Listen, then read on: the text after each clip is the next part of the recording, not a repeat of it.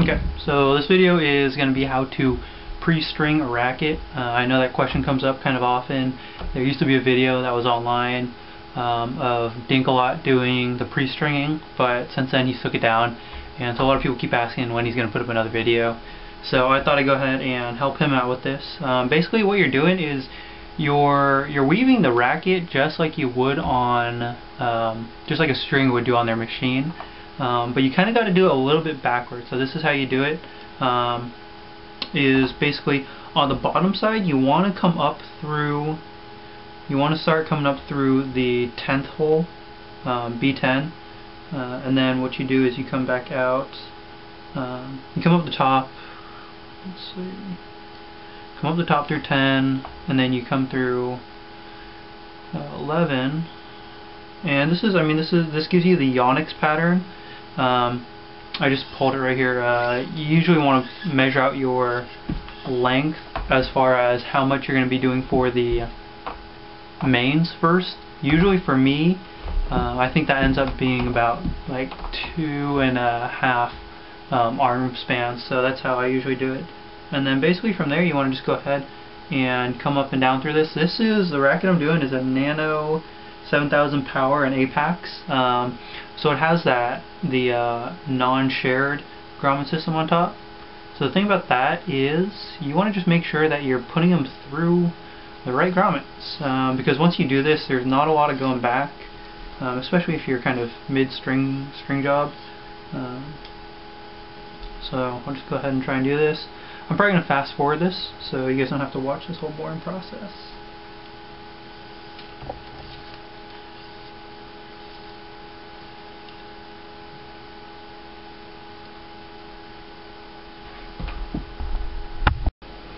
Okay, so this is where we're at. Hopefully you guys can see this. Let me grab a piece of paper.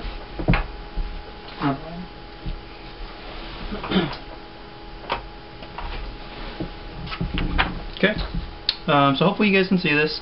What I've gone ahead and done is I've I've strung through just the mains on this racket so far. And grabbing this.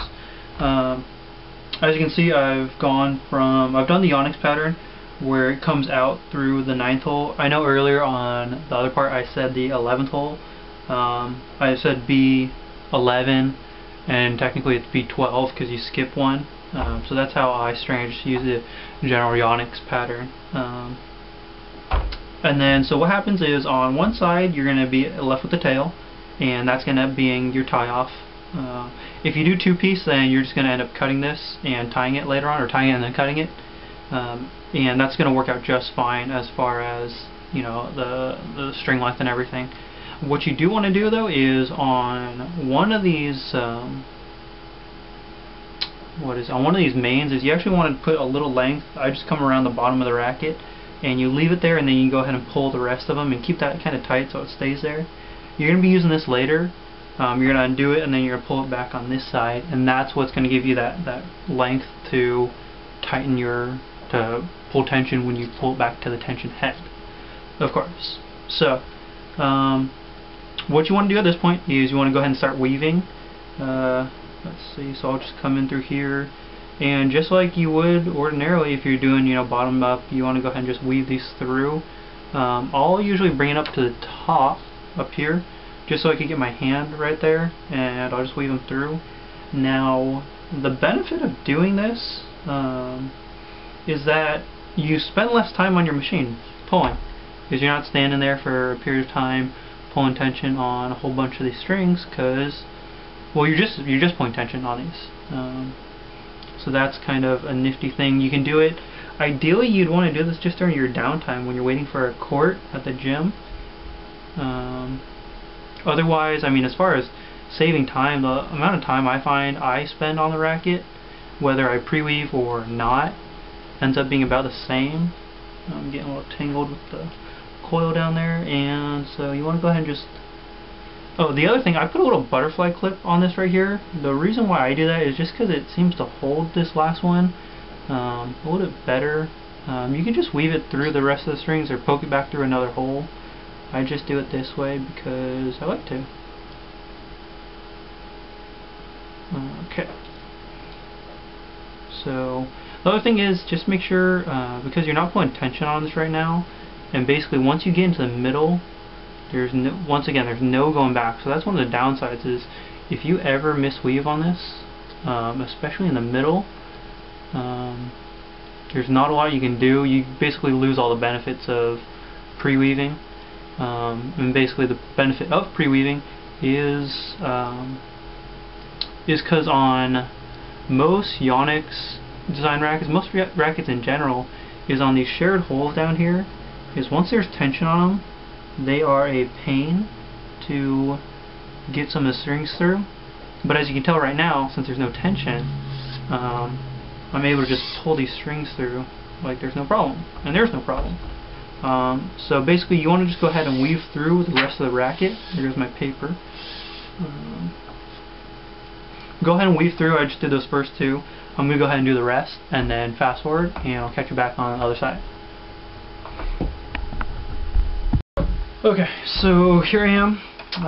Got the racket done. As you can see, I've woven all the mains and crosses, and took a look at it. All my weaves look good. So I'm basically ready to tension up everything. You may notice on this I'm actually missing one cross. Yeah, there's one cross missing here at the top, and basically when you get good at measuring out string length for how much you need for a racket, especially because I'm pulling from a reel, one of the benefits is you can end up saving a little bit of string from the string waste that normally you get from a 10-meter thing. So you actually don't need 10 meters. And so basically I've done that exactly because we have this length down here, so by the time I get everything woven, that extra length is going to be up here on top. So I'm just going to have to weave that last one during stringing and then tie it off, and that'll be fine. As far as what you want to do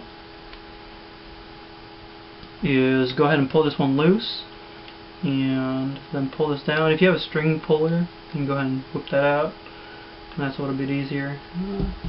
Mine's not here right now, but basically you got your two lengths right here, and